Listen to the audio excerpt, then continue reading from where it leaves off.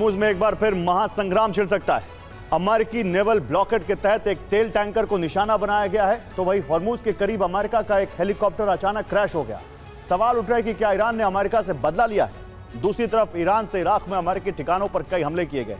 Iran ने चेतावनी दी है कि अमेरिकी नाकाबंदी को खत्म करने के लिए कभी भी सैन्य ऑपरेशन शुरू कर सकता है। इजरायल पर हमले के बाद अमेरिका की नरमी से ईरान का हौसला और बुलंद हो गया है। टैंकर से 24 भारतीय क्रूज सदस्यों को रेस्क्यू किया गया। मिसाइल हमले की वजह से टैंकर में छेद हो गया था। टैंकर के डूबने से पहले ही सभी क्रूज सदस्यों को निकाल लिया गया। ईरान ने नाकाबंदी को लेकर अमेरिका को धमकी दी है। ईरान अमेरिका के खिलाफ कभी भी ऑपरेशन शुरू कर सकता है। ईरान का दावा है कि वो अमेरिकी नाकाबंदी को खत्म करने की क्षमता रखता है। हॉर्मुज में अब सफर और ज्यादा जोखिम भरा हो गया है। टैंकर और जहाज अब पहचान छिपाकर हॉर्मुज पार कर रहे हैं। सिग्नल बंद होने की वजह से कभी भी हॉर्मुज में हादसा हो सकता है। तो हॉर्मुज में सफर अब बेहद खतरनाक हो चुका है, क्योंकि यहां ईरान से बचने के लिए टैंक डार्क मोड में चल रहे हैं। इसका मतलब यह है कि तेल टैंकर बेहद सीक्रेट तरीके से हॉर्मुज पार कर रहे हैं। ईरान के रडार और सैटेलाइट से खुद को बचाने के लिए टैंकर्स अपना ऑटोमेटिक ट्रैकिंग सिस्टम बंद कर देते हैं। यानी ट्रांसपॉन्डर से निकल रहे जिस सिग्नल से समुद्र में जहाज की लोकेशन नजर आती है, टैंकर उसे बंद कर लेते हैं। ईरानी रडार से बचने के लिए शिपिंग कंपनियां बहुत बड़ा जोखिम उठा रही हैं, लेकिन मजबूरी है, क्योंकि हॉर्मुज को छिपकर ही पार किया जा सकता है। रिपोर्ट यह भी है कि अब समुद्र के बीच ही तेल की शिफ्टिंग भी हो रही है।